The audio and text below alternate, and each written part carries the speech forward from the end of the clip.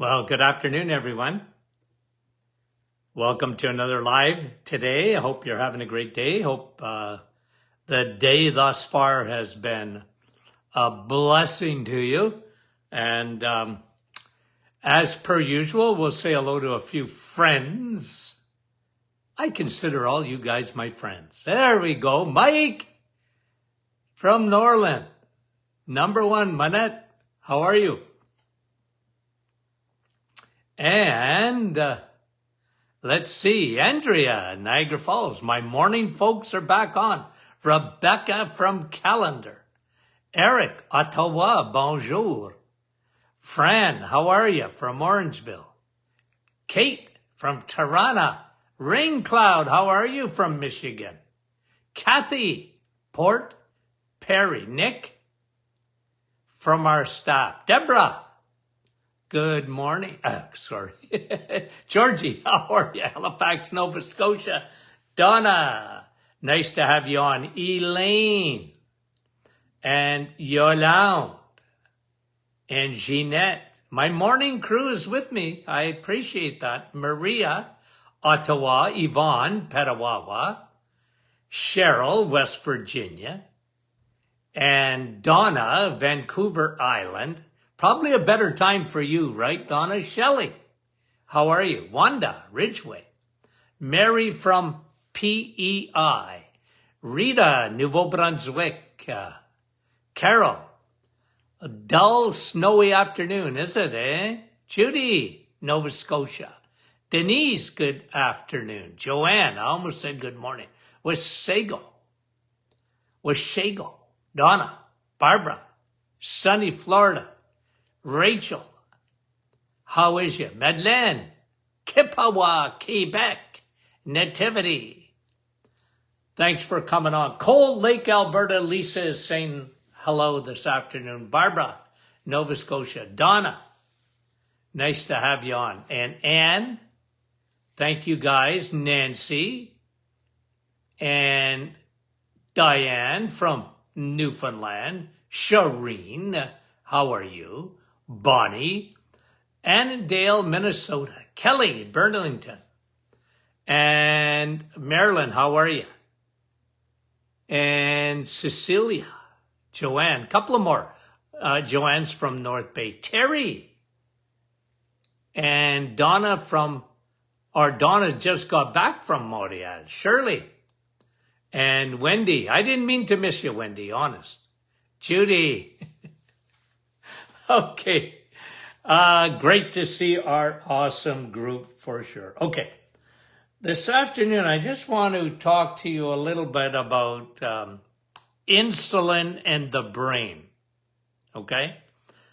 Insulin and the brain. And one of the biggest fears that we have, okay, especially in this day and age, one of the biggest fears is losing our memory. Losing our capacity. Alzheimer's. It's a scourge on society, isn't it? I want to talk about a little bit about that today. And, let me see if I can get it up here on my iPad. Okay.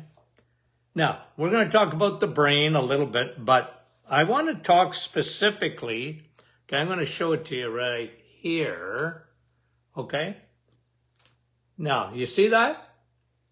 Okay, now let me get to it because now I'm going to be, I'm showing, for those on podcast, I can't see what I'm doing. I've got a cross-section of the brain here, and I'm showing the hippocampus. Now, if I can get that, make sure you guys can see that. Okay, see that right there? Sort of sends its way around the brain there. Jeepers, I got more trouble trying to show you that. Okay, it's because of my lights. Okay, anyway, guys, got the picture? It's an important part of the brain, isn't it? Okay, so there's three things in the hippocampus that happen there. The more they study And it's good. Like, how I sort of make the brain easy, okay? Brain 101. What do you got to remember about the brain, okay? Hippocampus, memory. Hypothalamus, hormones, okay? Your body temperature and your metabolism and all that, hypothalamus, and hippocampus, memory. Now, I love illustrations, and that's the way I learn, okay? So I learn by illustrations. So in my little peanut brain here, okay, there's three things, compartments in the hippocampus, okay? And I probably have brought this to you before, and I don't remember. Hey, I do a lot of podcasts, okay? No, we've talked about the brain so much, okay? We really have. But, okay, so there's three compartments in the hippocampus, okay? You have, you've got a librarian, okay? You have a librarian inside there, okay? That librarian sorts things, sorts your memories, okay? It's like going through a filing cabinet looking for a file. You actually have a librarian in there, okay, working in your memory center, and you've got a safety deposit box where all your memories in the hippocampus are put in there, okay? So you have and then of course you need a librarian to go through that safety deposit box and to, file away things and to be able to pull out things that you need. And again, these are just illustrations. The other compartment in the brain, you have a GPS in there. And the GPS finds your way around the safety deposit box and sort of finds your way around all your memories that you have and everything that's stored in there. I mean, you can imagine the amount of storage. I mean, a computer can't store like your brain. And the problem that we have when we develop Alzheimer's, okay, dementia. Dementia, by the way, is the overarching degenerative disease. Alzheimer's just happens to be part of it, and it's about 55%, I think, 50 to 55% of all the problems with dementia. Because you can have Parkinson's dementia, small vessel dementia, there's different forms of it, but Alzheimer's is the one that is the most prevalent in society and the one that will end up killing. It's the number one killer in the United Kingdom. When I read that 5 years ago, I think, or more, and I just about fell over on my chair when I read that. What? Alzheimer's will kill you? Yeah, Alzheimer's will kill you. Okay. Now, we're going to talk about how to preserve that, how to preserve the GPS, the safety deposit box, and to make sure your librarian is working, okay? That your librarian isn't on a siesta, and especially a permanent one. You want to be able to sort things, okay? So we're going to talk about that. What is the biggest problem? There are a couple, but let's talk about some big problems to that area of the brain, the hippocampus. The first problem, the number one problem, is insulin. okay? It's insulin. And your brain has lots and lots of batteries up there, okay? Lots of mitochondria. And insulin is what regulates where your fuel is going. So that's really important in the brain, okay? Now, that part of your brain, all of your brain, but let's stick to the hippocampus. That part of your brain works better on what fuel? Okay, a little quiz this afternoon. I want you thinking along with me. What fuel is best for your hippocampus? To make sure that your memories, not only that they're stored there, you need that librarian to pick out the files and the GPS to get around there. Okay, Sandra is saying EMC, you're right, Sandra, but what fuel is the best for the brain? EMC is exactly right, because that's what you're eating. Rocket fuel, I love you guys because you're all so stinking smart. Kathy has got the answer that I wanted. Ketones. Okay? You get that by eating eggs, meat, and cheese. When you eat eggs, meat, and cheese, okay, and you're not eating carbs or very little, your body will burn fat. That's called ketosis, ketones. What part, your memory, your hippocampus, what fuel does it like? Ketones. Ketones. Glucose, on the other hand, okay, and really, okay, your brain will thrive with ketones. But remember, ketones will be the prevalent fuel if only you are laying off the sugars, the glucose, the crappy carbohydrate. Otherwise, you will not burn ketones. It's as simple as that. I think I mentioned it yesterday. A man might get away with 50 grams of protein. That's not a lot, guys. And a woman less than that, if she wants to burn fat as fuel. One of the best things that can happen in your brain is if you're burning fat. Now remember, 60% of your brain is fat. Okay? Thus, when I give you a compliment, when I call you fathead, hey, fathead. Okay? 60% of your brain is fat. And by the way, it's DHA fat. Okay? Your body's made up of it.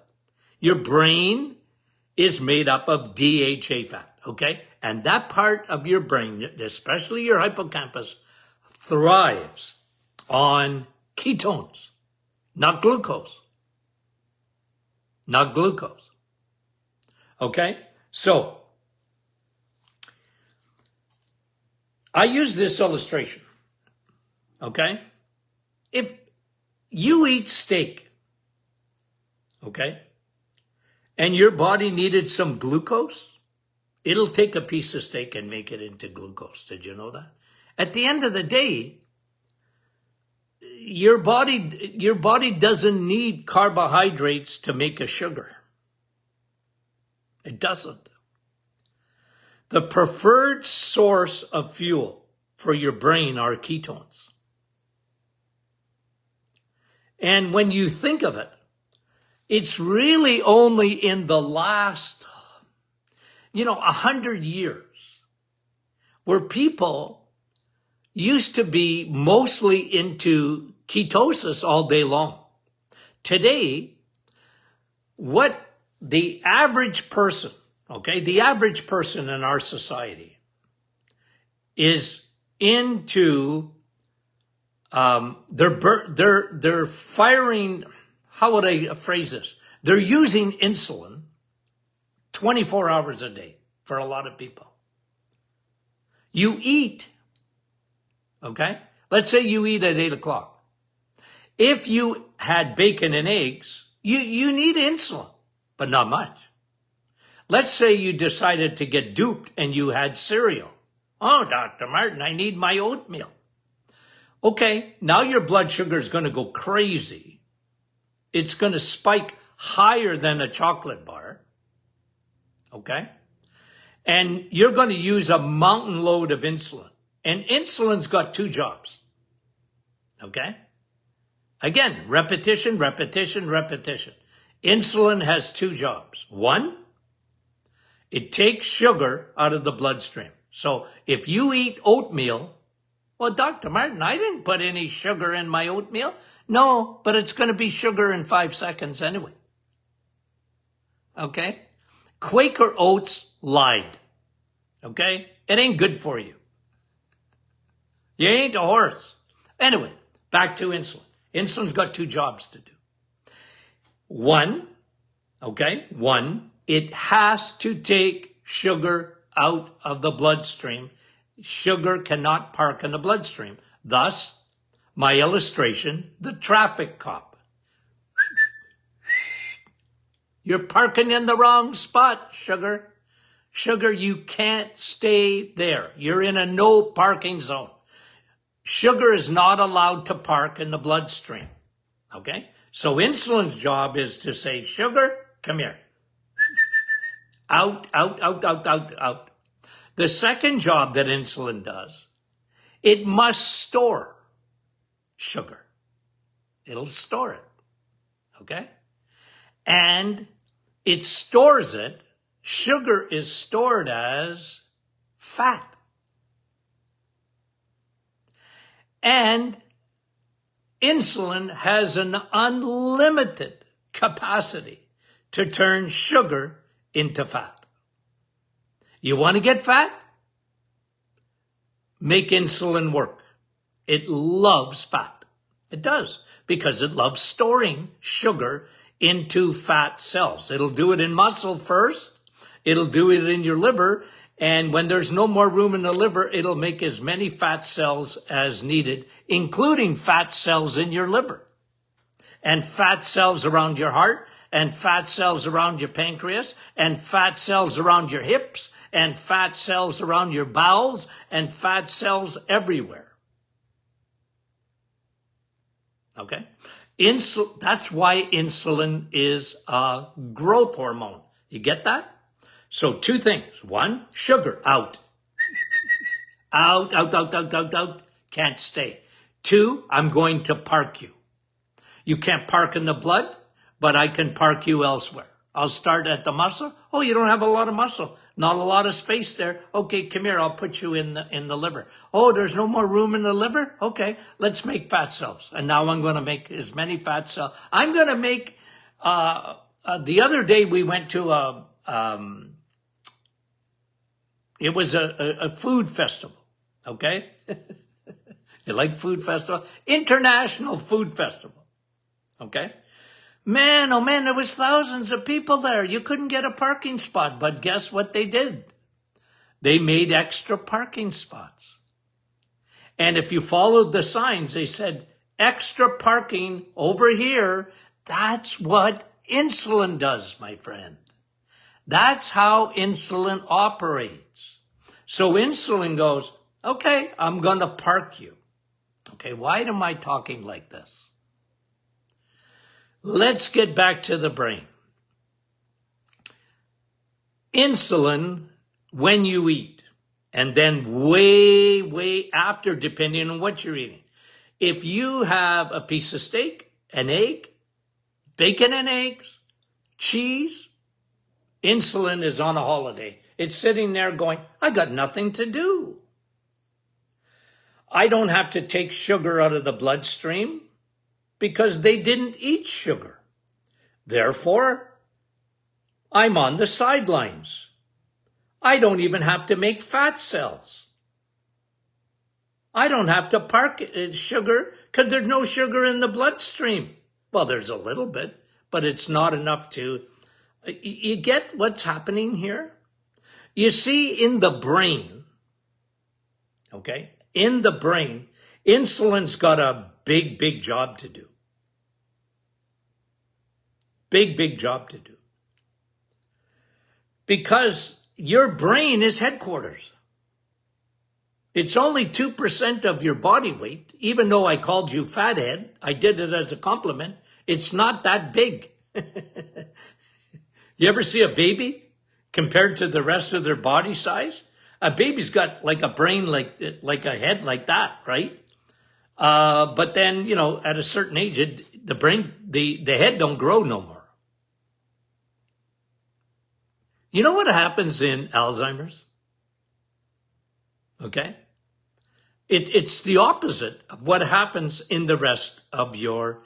You see, insulin does not park fat in the brain. It does the opposite. Insulin will, okay, it makes fat cells grow. It makes fatty liver. It makes fatty heart. It makes fatty kidneys.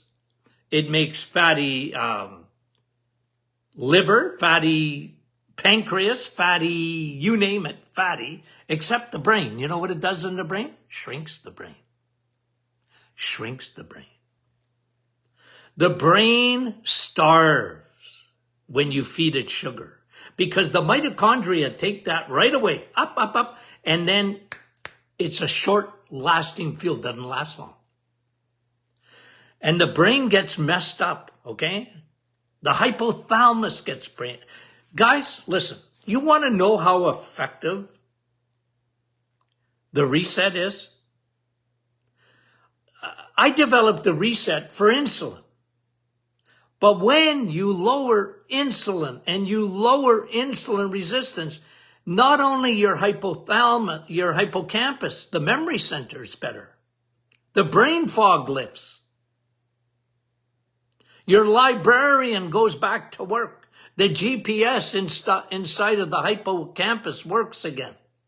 And your memory box grows.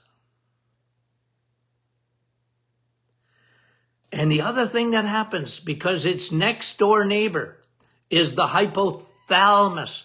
And when you don't eat sugar and you let your brain burn ketones, you know what happens?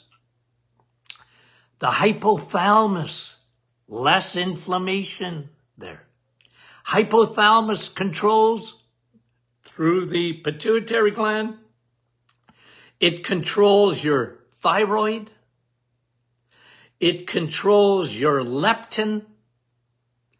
It controls your ghrelin. It controls all those hormones. It controls your estrogen and your progesterone, ladies. All of that. Your adrenals improve simply by changing fuels because your brain adores ketones and not glucose. Your body was not meant to burn on glucose.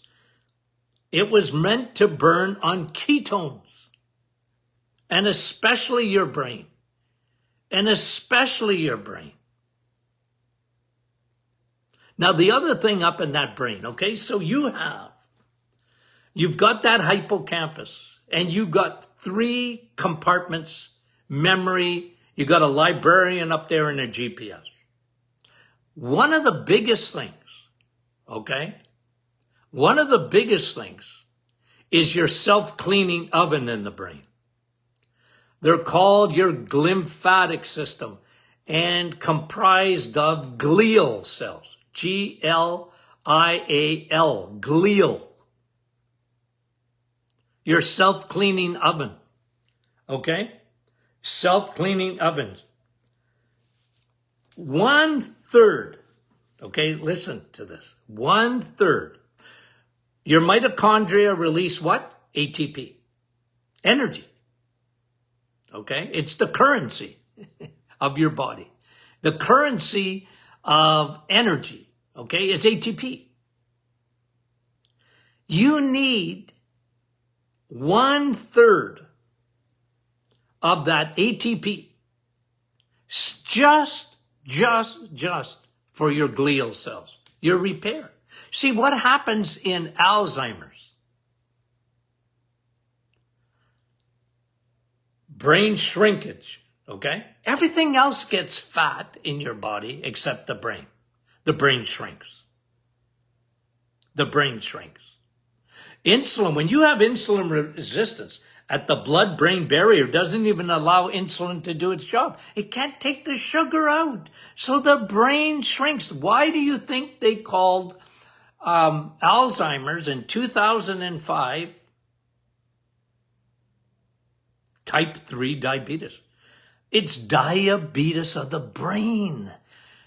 Insulin's not working properly. It can't take the glucose out of the brain. It can't park it. The brain shrinks. Glial cells don't work properly, so you don't get the self-cleaning oven working properly.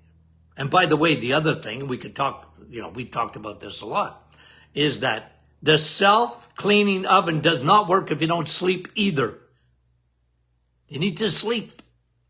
That's another issue. That's why, guys, when I wrote the book, 2 Hormones That Want You Dead, Serial Killers, okay? 2 Hormones That Want You Dead. I combined insulin and cortisol together all the time. They work together. It's crazy how they work together. You can develop insulin resistance without even eating bad if you're really stressed out for a long period of time. You'll develop insulin resistance. Cortisol is a killer, man. It can save your life if someone scares the living life out of you and you need to run away from a situation. But it's not meant to last a long time. Guys, your brain thrives on ketones, eggs. Do it for 2 days. Not even. 2 days, let's say 48 hours. You eat nothing but eggs, meat, and cheese. You know what? Now you're burning ketones. Your body will burn its fat. It'll throw the fat on the fire to burn it. Isn't that beautiful? Your brain goes, hallelujah, hallelujah. You're giving me the right fuel. Your hippocampus, the librarian, is excited. I'm back to work. Guys, I know sometimes it sounds so simple, but it's beautiful. And isn't it amazing that here we are in 2024 and they still don't teach this in medical school? Imagine having medical schools and they don't think nutrition is important. And your brain relies on what you're eating. I talked to you the other day about all these psychiatric issues and depression and anxiety and how your brain operates on energy. And they're starting to look at it, but all they want to do is medicate. SSRIs till they come out your ears. And it's been really a colossal failure. It hasn't been. They're looking for love in all the wrong places. They should start with food. I'm not saying food is everything, but it's the main thing. It's the main thing for your neurotransmitters. The energy the wiring in your brain. Here we are today, and everybody and their dog is worried about losing their memory, and nobody's talking about food and memory and changing fuels. Your brain wants rocket fuel. The best food in the world, and I'm not kidding you, and I'm doubling down on it, is eggs, meat, and cheese. Why? Protein, fat, no carbs. You know, plant protein, you know, it's all right, guys. I'm not against everybody thinks I'm against the plant kingdom. I'm not. I just don't want you to live on it. You're not meant to live on fruits and vegetables. You can have them, but plant protein. Some people tell me, Dr. Martin, I take pea protein. You know what? There's carbohydrates in there. I'm not saying it's no good. I'm just telling you. Animal protein, there's no carbs. Ketones. Burning the right fuel. Okay.